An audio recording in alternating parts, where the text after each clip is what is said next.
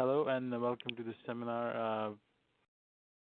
I'm Ravindra Kolhe. I'm a pathologist at Medical College of Georgia, Augusta University, and today I'm going to talk about tumor mutation burden, challenges and opportunities of measuring and interpretation for patient care.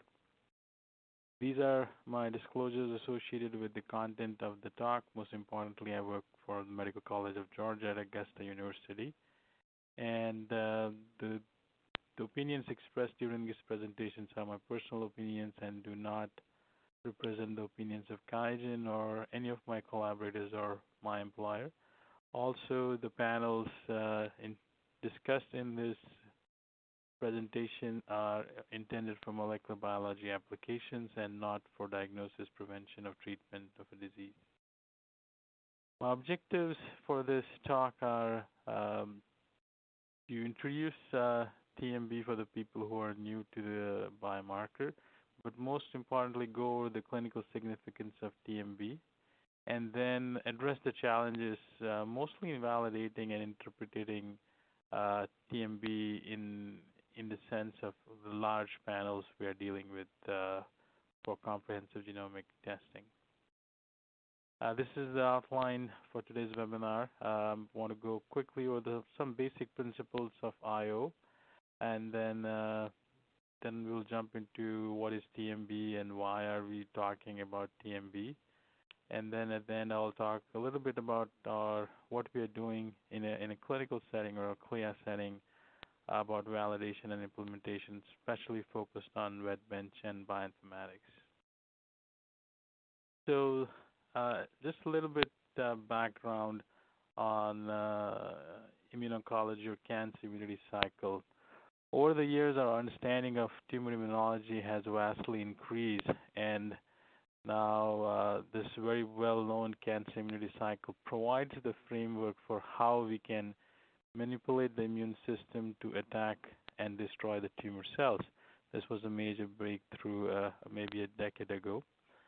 So essentially, there are 7 steps, which starts with the release of cancer antigens, cancer antigen presentation, then priming and activation of these antigens, then most importantly, trafficking the T cells to the tumors, infiltration of the T cells into the tumors, recognition of the cancer cells by the T cells, and at the end, most importantly, killing the cancer cells by these T cells. So this is the cancer immunity cycle, which has led to a major breakthrough in immuno-oncology, especially in solid tumors, which has traditionally lacked any major breakthrough for targeted therapy as compared to heme or other liquid malignancies. So in respect of all the 7 different aspects of cancer immunity cycle, majority of the focus, both in the pharmaceutical as well as the biomarker world, is focused on this one specific area of the last part of the cycle, which is how can we kill the cancer cells. And if you're looking at what are the T cell targets for this particular immunoregulatory antibody therapy, there are multiple of them, and this is just the beginning of the IO therapy because we're just exploring, or the beginning of the exploring of all these different targets, because even there are multiple of them. The only target at this moment in time you're talking about is PD-1 and PD-L1. So apart from PD-1, there are multiple immune checkpoints, and as I said, we are really at the beginning of the immuno-oncology exploration, especially in solid tumors. So if you want to go through just the PD-L1 approvals by FDA in the last few years, 4 to 5 years, on the horizontal axis there are different tumor types, and it has really exploded over the last 5 years, starting from melanoma in 2014 to pretty much every other solid, as well as lymphoma being targeted and approved by FDA for directed drug therapy. And these are the different pharmaceutical companies with their PD-L1 inhibitor. Apart from PD-1, PD-L1, the overall global IO landscape has been increased in the last few years and has been increasing. This is a slide for 2017 and 2018 IO pipelines, and you can see the amount of T cell and apart other than T cell based targeted therapies across the globe. So just to go over the number of targets there are different stages of development. Majority of them are in preclinical, but a lot of them are moving in phase 1 and phase 2 trial setting, especially in 2019. So, as a pathologist and a lab director, my focus is identifying the biomarkers for all these amazing IO-based therapy. So if you just want to look at the biomarker landscape in the last few years, it's huge, and PD-L1 definitely acquires a central space, a big space in this biomarker setting. But what we're going to discuss today, and I want to give you a bigger perspective of how big the biomarker field is. We're just going to talk about a small piece of tumor mutation burden, or TMB, in a bigger perspective for IO-based biomarkers. So what is TMB, or tumor mutation burden? It's nothing but we are looking at, or we're calculating the number of somatic mutations per area of the genome. These somatic mutations accumulate over the time and are distinct from germline and maybe very tumor and patient specific. I'm going to touch to that towards the end. And these mutations are expressed via DNA, RNA, and get recognized by immune cells as new antigens. So that's the hypothesis That's the hypothesis for TMB being as a biomarker for immuno-oncology. Why is TMB important? I just want to go to a couple of data points from Dr. Hellman's NEJM article, which pretty much started our journey into looking at TMB as a biomarker for immuno-oncology. So in this clinical trial, what they have done is they looked at the efficacy of Nivo plus AP versus chemotherapy in the patients who have high tumor mutation burden, and you can see the Kaplan-Meier with the difference in the outcome. But the most important part of that, again, is the high tumor mutation burden was defined at least 10 mutations per megabase. That was the first interesting aspect of this trial. But for me, as a pathologist and somebody who is interested in biomarker design and development, the critical part of the whole the trial was the patients who have PD-L1 expression less than 1%, but have a high TMB. They had a pretty good response as compared to the patients who have low TMB, irrespective of PD-L1 expression. And I think this was the beginning of a lot of us to look at TMB as a independent surrogate marker for immuno-oncology.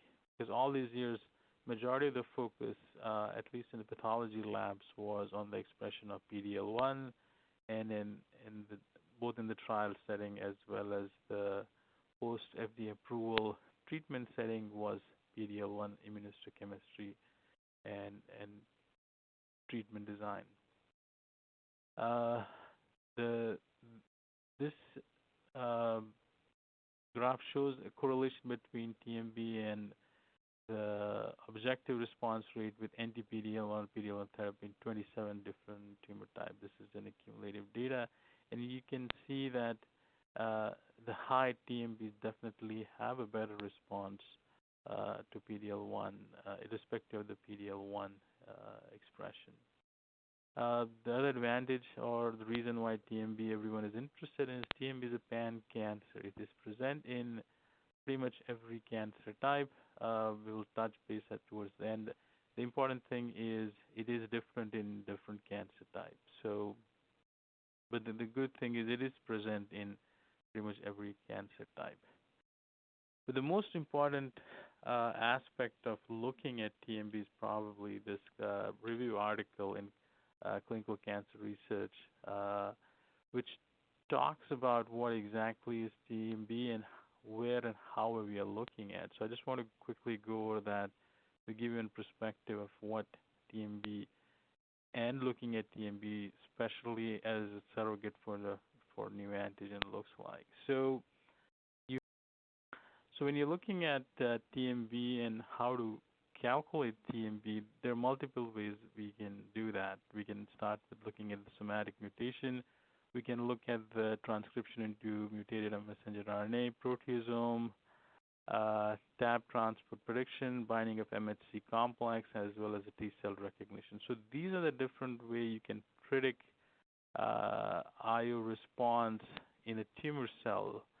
And what we are trying to do is we are focusing on a very small aspect of this, just one of the 6 ways we can do that, and one that is the calculation of the somatic mutation by mutation profiling. That's what TMB is.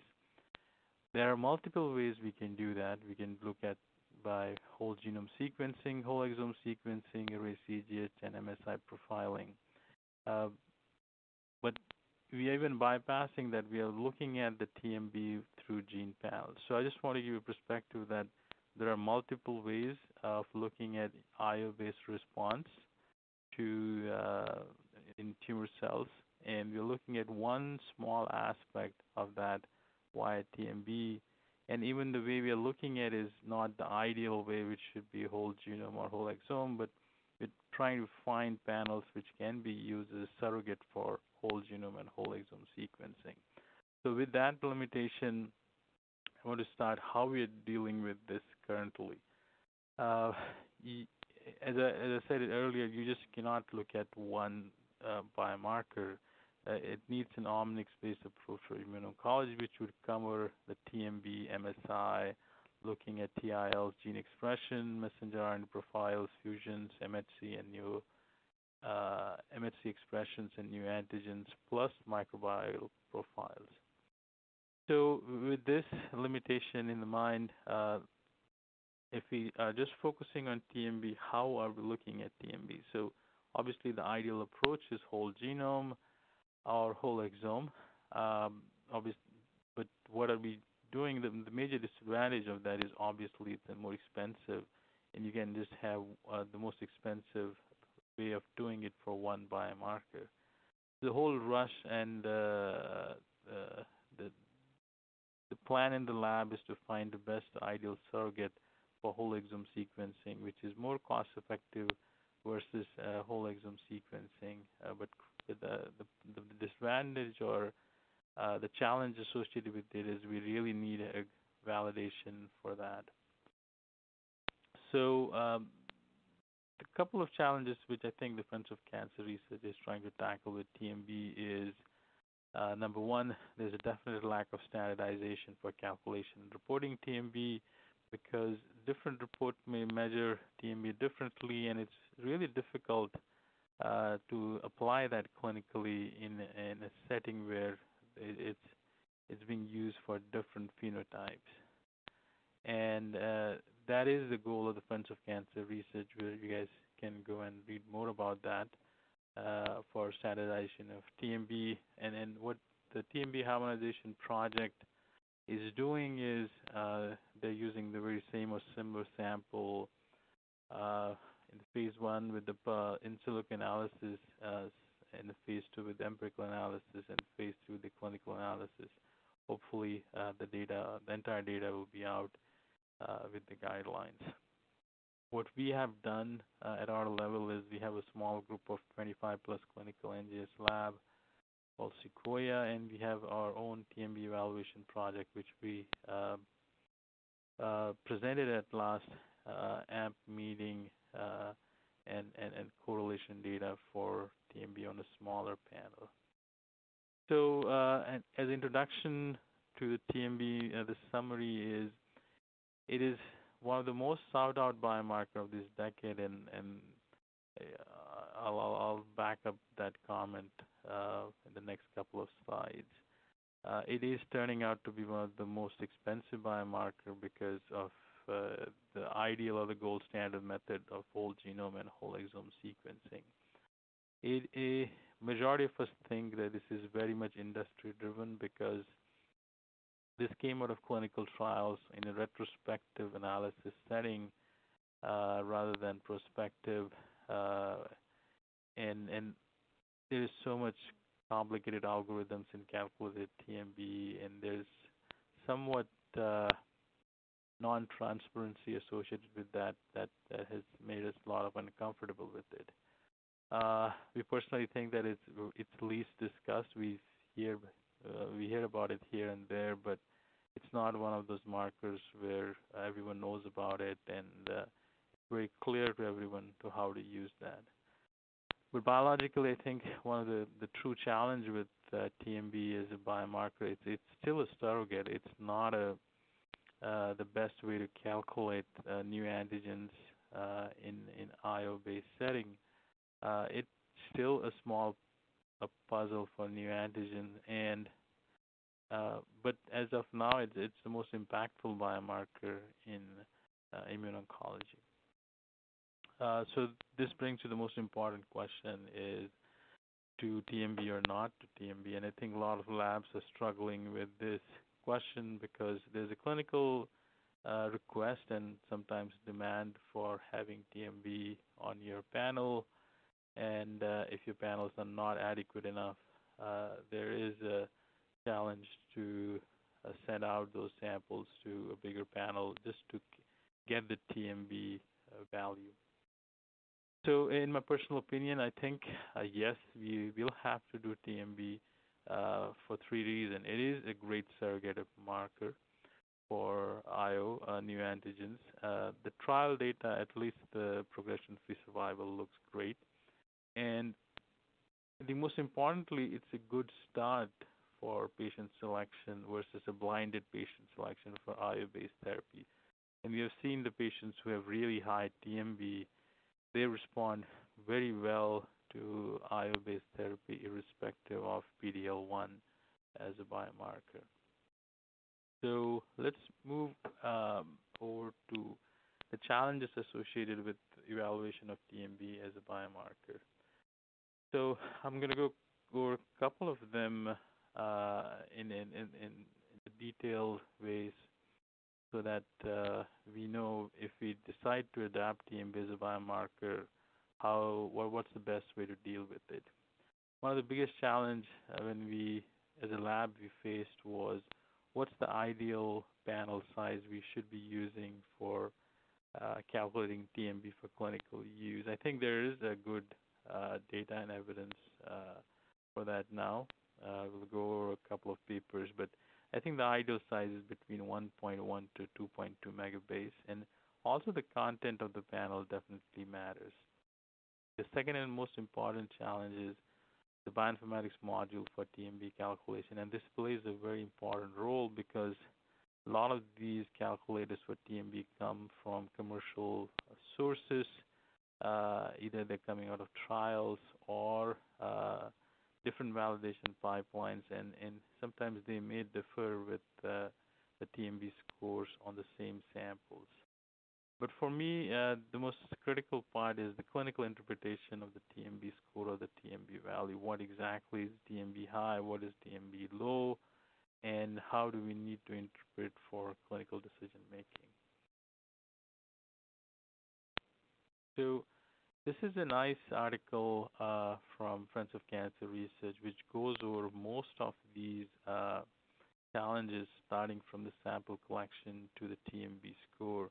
And we'll go over them, a couple of them, so that we are aware of what they are, at least in a true clinical CLIA lab setting.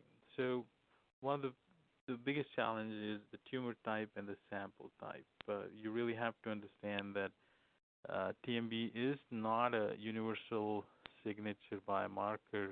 It is very patient-specific and a tumor-specific. There are tumors which are cold for TMB and the tumors which are hot for TMB, like lung adenocarcinoma or melanomas. which a value may be really high for them. But if you have, let's say, a breast carcinoma or a prostate or pancreatic carcinoma, for them, a value of 5 TMB might be high, which might be low in a melanoma. A TMB value for the exact same specimen will change if the specimen has is it an FFP sample, a formalin-fixed sample, or it's a fresh sample, or it's coming from a cell-free DNA. And that is related to the mutations which are introduced during the process of formalin fixation. And we have seen with our experience with SeraCare samples, controlled samples, with multiple cell line based validation, that the TMB values definitely change even on the same starting material if it's fresh versus FFPE. Then the most important challenge is if you tumor, especially if it's coming from FFPE, you have to do a tumor enrichment. Otherwise, the normal tissue surrounding the tumor will definitely dilute the mutation profile, and you will get a low TMB score. The second challenge is tumor heterogeneity for TMB. It depends, especially if you're working on core biopsies. You will get a different TMB values if the core biopsies are from different regions of the tumor sample. The second issue we are dealing with is the panel which you're using for calculating the TMB as a surrogate for whole exome sequencing. But I think at this moment there is a general consensus about what should be the size of these genomic regions which are used rather than the size of the panel. It should be somewhere between 1.2 to 2.2 megabase. You really have to think and work on the content of the panel because that also matters. And third and the most important thing is the sequencing which you're going to do for these panels. The platforms definitely play a role. What's the depth of sequencing? What are the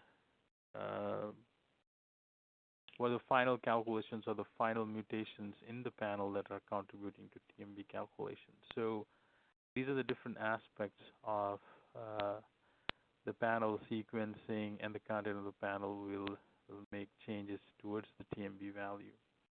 So this was a very nice article from a pathology group in Europe, which looked at multiple panels and compared them with whole exome sequencing, and came to conclusion that a size of 1.2 to 2.2 megabase is ideal surrogate for whole exome sequencing, especially for calculation of a good TMB, and in the lower 0 to 10 or 10 to 20 mutations per megabase range. So to summarize, I think the 1.2 or 1.1 to 2.2 megabase size is ideal for TMB calculation. So the third aspect, apart from the panel and the content, is the pipeline parameters for TMB calculation. What type of pipeline your lab is using for calculating the TMB. The most important is the status of the germline variants. How and what database the pipeline is using to get rid of the germline variants makes a definitely affect the outcome of the TMB value. How much of the deduction of the driver mutation happened? How many and what are the variant callers are used to call these missense and somatic mutations? What is the allele frequency, and what's the cutoff of those allele frequencies? So these are all different important aspects of the pipeline you'll have to consider and look and pay attention when deciding what type of a pipeline calculator you want to use for calculation of TMB for your panel. I'm just going to go over a couple of slides with our experience with TMB calculation and validation. In our lab currently, we have a 170 gene panel, which we use mostly for clinical purpose. It's a smaller in size, less than zero point 0.6 megabase. We have worked and validated the QIAseq 486 gene panel as well as the ESO 500 gene panel TMB values on these panels. And we have worked with multiple variant callers and apps to identify both the mutations, SNVs and indels, and look at the TMB calculated by these different pipelines. So one of the earlier panel in the lab which we have validated for clinical use was the TST 170 gene panel. And one of the challenges with that panel is the size was really low. This was not a panel designed to calculate TMB. It was mostly a comprehensive genomic panel. And you can see that the overall correlation with Foundation Medicine was okay.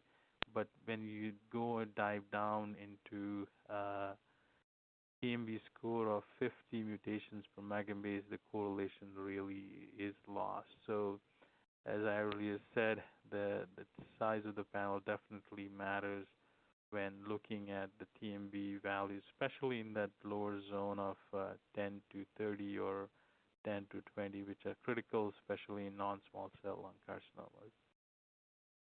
Our second panel which we worked on was the QIAseq TMB panel, which was around 486 genes and around 1.4 megabase. The content of the panel, I think, was very impressive. And as I said, it's just not the size of the panel matters, but the content and the genes which should contribute to different aspects of cancer immunology or immuno-oncology and the pathways which are associated with antigen presentation machinery and MHC components, which really helps with getting a good TMB value from the panel. And this is again going back to the clinical cancer research review, which covers all these different aspects of IO response, especially the antigen presentation for the CTL. I think that's where I've been very careful about panel selection and the content of the panel for TMB calculation. So some of the earlier work from the TMB panel was really good when we looked at the whole exome sequencing versus the QIAGEN TMB panel. The correlation was really good, both on the individual sample as well as across all tumor type. Really good positive predictive value as well as negative predictive value with the whole exome data for that panel. But when you get these panels in the lab, you really have to treat TMB as an independent biomarker. It cannot be rolled into an existing panel because you have to validate in TMB as a separate biomarker in your panel. So we went through this exercise based on the CAP and AM guidelines. So you have to take your biomarker, your panel, and go through the wet bench evaluation, pipeline evaluation, and then the evaluation of tools for interpretation and reporting the data. Now there are guidelines to validate AMP and CAP guidelines to validate the NGS oncology panel, and these guidelines can be used to validate TMB.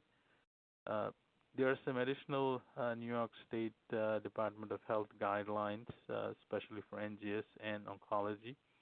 And I think this was the first official document which talks about how to validate TMB and MSI I would encourage people who are new to this to go to this document and see what the sample type and sample size they would like. But if you're validating any any new biomarker or new panel in NGS lab, for me personally, there are four important core aspects: the sample prep, library preparation, sequencing, and data analysis. And each and every component of this NGS testing plays an important role to get a better kind of clean, consistent data in a clear setting.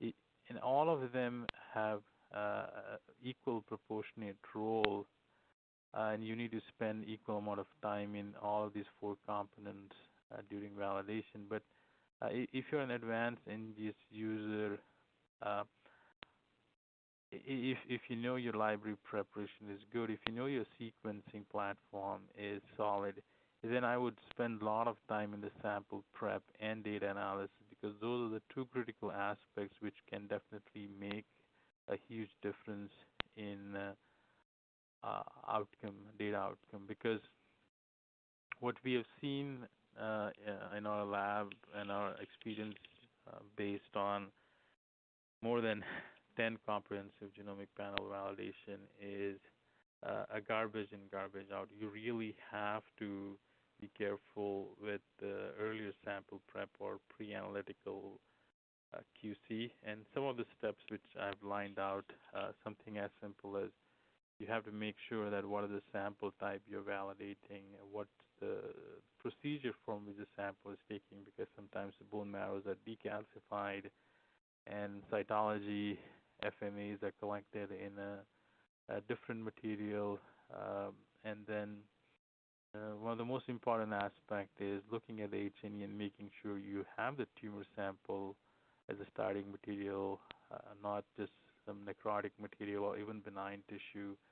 And then most importantly, 100% of our sample in our NGS lab do get macro dissected, and we do tumor enrichment to make sure that whatever values we are getting is as proportionate to 100% of tumor enrichment.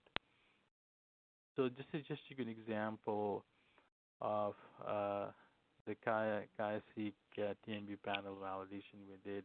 We used around 60 samples from different tumor types, different biopsy types, and then different sample types to make sure that all of these are either they're affecting or not affecting towards calculation of SNVs in those which contribute to the TMB.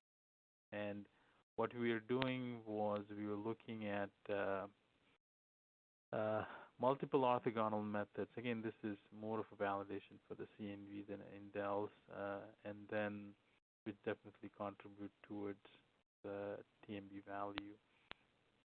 So as a part of the bigger validation for NGS, you really have to go through a thorough process on sample selection, and as many of the samples you can use which have an orthogonal method, which is being as an IVD, that definitely adds substantial value to your validation. And this is just a sample matrix we use for one of the panels, including the QIAGEN TMB panel.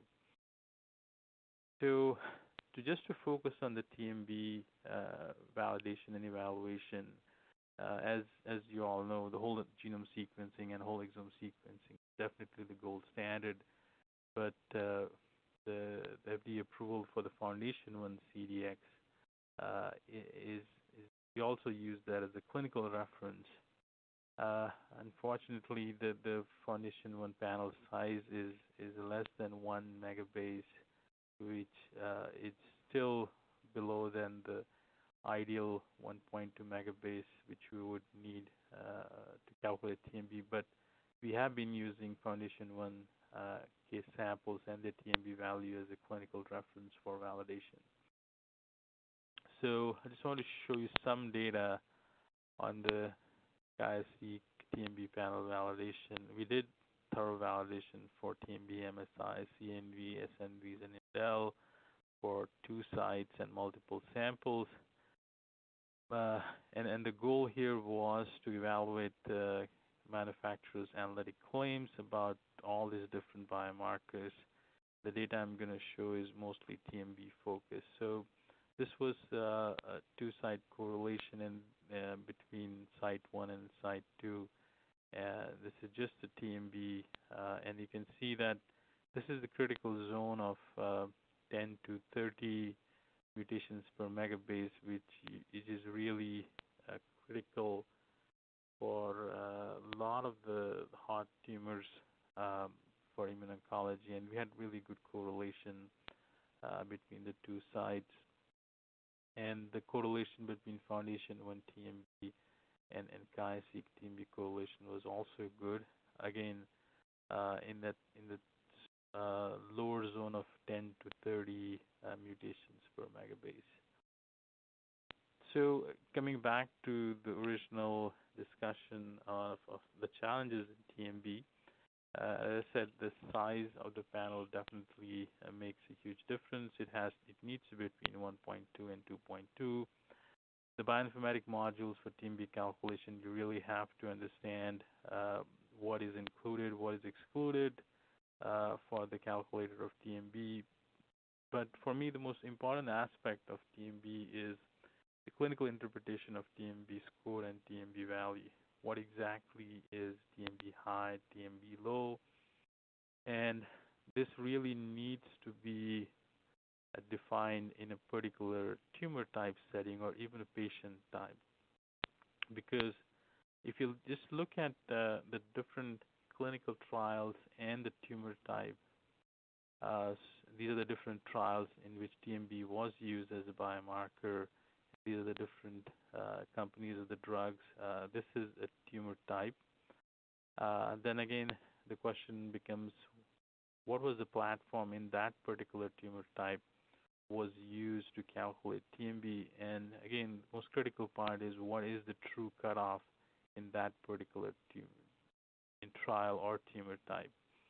And this is extremely essential because you cannot have one test to calculate TMB for each and every cancer, because that value of TMB might not be applicable to all of the tumor types and maybe not applicable to your patients.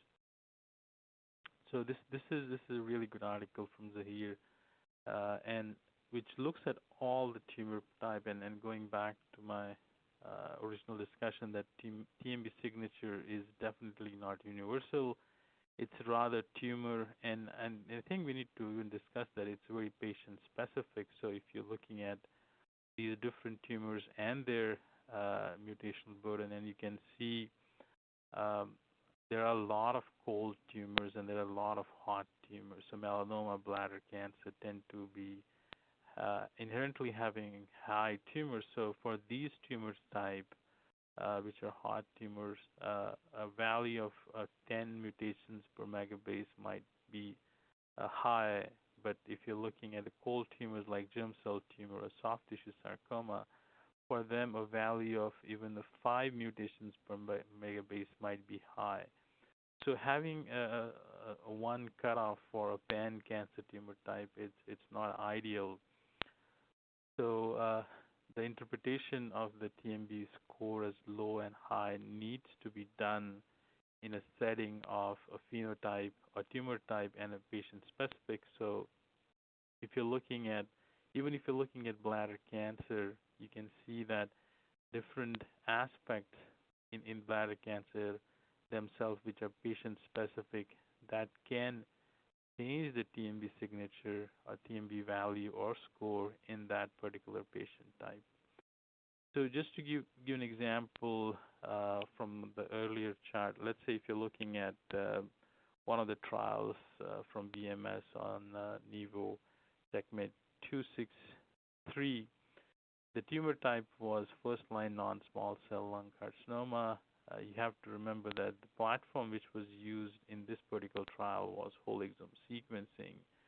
And the way the cutoff for TMB in this particular trial was low, medium, and high. These were just the number of mutations. in this particular trial. And then this is the particular drug, and this is the particular trial. So each and every value of the TMB calculated at the end of your comprehensive genomic panel, irrespective of what panel, platform, calculator you're using, the interpretation, the clinical interpretation and utility needs to be done in a setting which is very specific for that particular phenotype and patient. And then you can go each and every phenotype. A trial has a different platform as well as different cutoffs for a high, low, and uh, intermediate TMB value. So going back to my original discussion slide on the review from clinical cancer research about how there are different methods of looking at IO response or new antigens in immuno-oncology.